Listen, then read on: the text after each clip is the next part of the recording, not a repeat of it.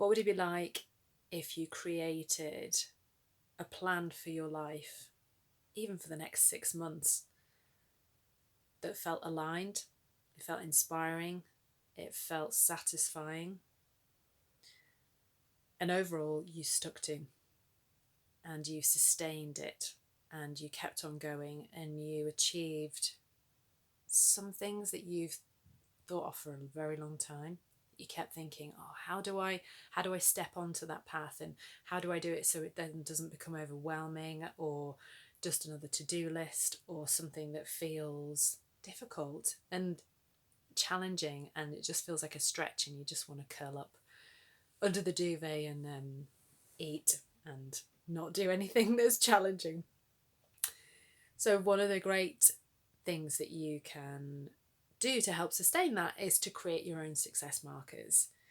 So nothing to do with outside rewards, nothing to do with monetary outcomes, nothing to do with other people. These are success markers that are truly just for you. And they'll be really individually tailored because they will feel only inspiring to you in that moment, because it will feel like, yeah, if I did that, that would feel like a change. That would feel like something that I could acknowledge and recognize as down to me, something that I've done. There's a really useful tool which is about being your word. So saying you're going to do something and then doing it. Taking a lot of the negotiation out of whether you're going to do something. My biggest tip for that is do it first thing in the morning, even before anyone else is awake, if you live with others. So get on and do that thing. Then you have very little time to negotiate your way out of it. All you have to do is get through that first 5 minutes of, can't, don't want to do it. Oh, maybe not today. Oh, I'll do it tomorrow. Oh, I don't feel like it. Oh, I could do more bedtime. You've just got to get through that bit and show up for yourself and do it. Set yourself a time to do some of these tasks, some of these actions, so that you know when you've completed it. Don't set yourself a task to achieve something that isn't actually within your control. So one of the things that I suggest is, if you are looking to create your business or actually sort out your fitness, would be, so with your business, don't set the goal of hitting a financial marker or a client marker.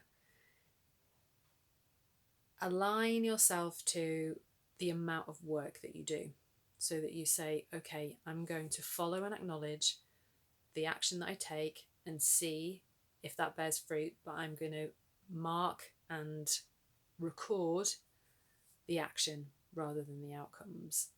The outcomes are a separate marker. I'm not saying get rid of those, but at the moment, it's important that you acknowledge the bits that you can control, the bits that are absolutely down to you. So how many emails you've sent out. If you're looking at doing a sort of a fitness goal, it's how often you went out, how often you showed up, how many minutes you exercised. It's nothing to do with then what the outcome of that is. So concentrate on the time spent rather than what the outcome is.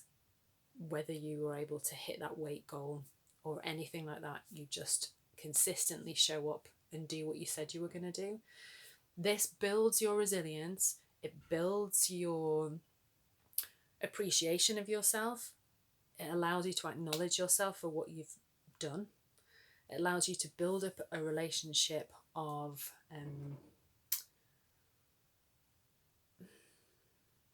I was thinking about using the word trust, but I don't want to use the word trust. It just allows you to just really acknowledge that when you say you're going to do something for yourself, you're going to do it.